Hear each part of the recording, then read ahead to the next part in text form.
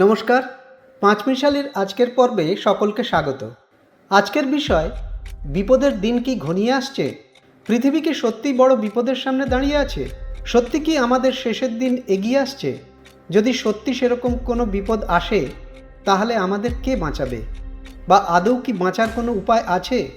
এতগুলো প্রশ্ন এখন সারা বিশ্ববাসীর মনে উঁকিঝুঁকি মারছে। তার কারণও আছে। যে বিপদের কথা দিয়ে শুরু করা হয়েছে তা কোনো কাল্পনিক বিষয় নয়, কোনো তন্ত্রমন্ত্র বা জ্যোতিষীর ভবিষ্যৎবাণীও নয়। পৃথিবীর তামাম বিজ্ঞানী এবং গবেষণা কেন্দ্র এখন এই নিয়ে দিনরাত এক করে কাজ করে চলেছে। অ্যাস্টেরয়েড, এই অ্যাস্টেরয়েড এখন সারা বিশ্বের ঘুম কেড়ে নিয়েছে। অ্যাস্টেরয়েডকে গ্রহাণুও বলা হয়।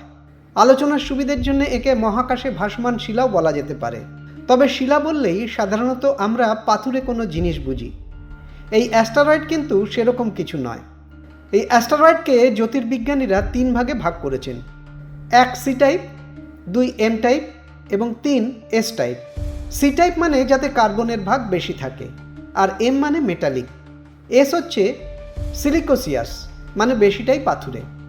যে অ্যাস্টেরয়েড নিয়ে বর্তমান বিশ্বের ঘুম উড়েছে তার একটা নাম দেওয়া হয়েছে 2024 YR4। এখন প্রশ্ন হলো, এই অ্যাস্টেরয়েড কতটা বিপদ ডেকে আনতে পারে? আসলে সেটা নির্ভর করে এই গ্রহাণুর আকারের উপর। বিজ্ঞানীরা বলছেন এই 2024 YR4 এর আকার 40 থেকে 90 মিটার, মানে একটা বড়সড় বিল্ডিংয়ের মতো। ভাবছেন তো, পৃথিবী থেকে এত দূরের মহাশূন্যে থাকা এই গ্রহাণুর আকার কে মাপলো, কীভাবেই বা মাপলো? এই অ্যাস্টেরয়েডের আকার আয়তন মাপার পদ্ধতি আবিষ্কার করেছিলেন এমআইটির অধ্যাপক রিচার্ড বিনজেল। 1999 সালে বিশ্বব্যাপী গ্রহাণু মাপার স্বীকৃতি পায় এই পদ্ধতি। এর একটা নামও আছে, টর্নিও স্কেল। এই স্কেলে 0 থেকে 10 পর্যন্ত মাপা হয়। বোঝাই যাচ্ছে 0 মানে তা কম বিপজ্জনক। মাপ যত বাড়বে বিশ্বের বিপদের সম্ভাবনাও ততই বাড়বে। যদি কোনো অ্যাস্টেরয়েডের মাপ 10 হয়, তাহলে কিন্তু তার প্রভাব সারা বিশ্বের জলবায়ু থেকে সব কিছুর ওপরই মারাত্মকভাবে পড়বে। এইখানে বলে রাখি, এই রকমই এক বিশাল আকারের গ্রহাণুর সঙ্গে সংঘর্ষের ফলেই পৃথিবী থেকে নিশ্চিহ্ন হয়ে যায় ডাইনোসর। সে বহু বহু বছর আগেকার কথা। তারপরেও এই গ্রহাণুর দাপটের সাক্ষী থেকেছে এই বিশ্ব। একবার সেই 1908 সালে, সেবার মহাশূন্যে এই গ্রহাণুর ধাক্কায় রাশিয়ার সাইবেরিয়া অঞ্চলে 80 মিলিয়ন গাছ নিশ্চিহ্ন হয়ে যায়। তারপরেও অ্যাস্টেরয়েডের ধাক্কা পড়েছে ওই রাশিয়াতেই। সালটা ছিল 2013-র 15ই ফেব্রুয়ারি, যার অভিঘাতে 7200 বাড়ি নিশ্চিহ্ন হয়ে যায়। হতাহতের সংখ্যা 1500। তাহলে এই 2024 YR4কে নিয়ে তেমন কি কোনো চিন্তার কারণ নেই? বিজ্ঞানী ডক্টর পল চোরস বলছেন, একে প্ল্যানেট কিলারের পর্যায়ে ফেলা যায় না।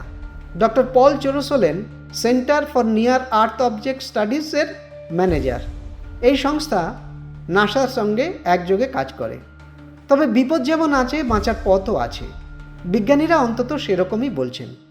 আমরা জানি পৃথিবীর 3 ভাগ জল, 1 ভাগ স্থল। তো সেই 3 ভাগ জলেও আছড়ে পড়তে পারে এই অ্যাস্টেরয়েড। তা যদি হয়, তাহলে বড়জোর আরেকটা সুনামির ধাক্কা সামলাতে হবে আমাদের। বিজ্ঞানীরা আরও একটা বাঁচার পথ বাতলে দিয়েছেন। তাঁরা বলছেন, চাঁদের গায়েও ধাক্কা দিতে পারে এই অ্যাস্টেরয়েড। তা যদি হয়, বেঁচে যাবে বিশ্ববাসী। কোনো রকম ক্ষয়ক্ষতির সম্ভাবনা তাহলে থাকবে না। তবে চাঁদের গায়ে একটা খুব বড় গহ্বর তৈরি হয়ে যেতে পারে। ওই যে আমরা বলি না, চাঁদের কলঙ্ক। এবার হয়তো সত্যি সত্যি চাঁদ মামা বুক দিয়ে আগলে রাখতে পারে তার ভাগ্নে কুলকে। আর সেই সংঘর্ষ আমরা দেখতেও পেতে পারি। কোনো বিজ্ঞানী বলছেন, সেরকম সংঘর্ষ হলে তা হবে পূর্ণ চন্দ্রের মতো উজ্জ্বল। তারপরেও কিন্তু থেকে যাচ্ছে চিন্তা। ইন্টারন্যাশনাল অ্যাস্টেরয়েড ওয়ার্নিং নেটওয়ার্ক এই গ্রহাণুর সম্ভাব্য অভিঘাতের এলাকা বলে কিছু জায়গাকে চিহ্নিত করেছে। তারা যে এলাকাকে সম্ভাব্য অভিঘাতের জায়গা বলছে, আশঙ্কার কথা, তার মধ্যে আমাদের ভারতও পড়ছে। মধ্যপ্রদেশ, এমনকি মহারাষ্ট্রেও এর প্রভাব পড়তে পারে। ভাবতে পারেন, মহারাষ্ট্র বা মধ্যপ্রদেশে যদি এরকম ধাক্কা লাগে তাহলে কি হবে? এছাড়া আফ্রিকার কিছু দেশেও এর প্রভাব পড়তে পারে। বিজ্ঞানীরা কিন্তু বসে নেই। এই অ্যাস্টেরয়েড নিয়ে পরীক্ষা নিরীক্ষা করার জন্য নাসা জেমস ওয়েব স্পেস টেলিস্কোপের সাহায্য নিচ্ছে। তারা বলছে এই নিয়ার আর্থ অবজেক্ট একটা দুটো নয়, প্রায় ৩৮,০০০ এরকম অ্যাস্টেরয়েড নিয়ে নাসা এবং ইন্টারন্যাশনাল অ্যাস্টেরয়েড ওয়ার্নিং নেটওয়ার্ক তাদের কাজ চালিয়ে যাচ্ছে। কাজ শুরু করে দিয়েছে চীনও। তাদের প্ল্যানেটারি ডিফেন্স ক্যাপাবিলিটি আরও প্রসারিত করা হচ্ছে। উচ্চ মেধাসম্পন্ন ব্যক্তিদের নিয়োগ করা হচ্ছে এই কাজে। এর পাশাপাশি তারা এক প্রকল্প শুরু করেছে, যার লক্ষ্য হল 2030-এর মধ্যে মহাশূন্যের এই সমস্ত বিপজ্জনক অবজেক্টকে চিহ্নিত করা এবং তাদের ভিন রাস্তায় ঘুরিয়ে দেওয়া। চীনের ন্যাশনাল স্পেস সায়েন্স সেন্টারের আধিকারিক লি মিংতাও একথা জানিয়েছেন। এত কথা হলো, আসল কথাটাই তো বলা হলো না। যাকে নিয়ে এত আলোচনা, সেই অ্যাস্টেরয়েড 2024 YR4 কবে নাগাদ তার খেলা দেখাবে? বিজ্ঞানীরা বলছেন সেই দিনটা হলো 2032 সালের 22শে ডিসেম্বর। আজ এই পর্যন্ত। ভালো লাগলে সাবস্ক্রাইব করবেন, লাইক, শেয়ার, কমেন্ট করবেন আর অবশ্যই বেল আইকন প্রেস করবেন। নমস্কার।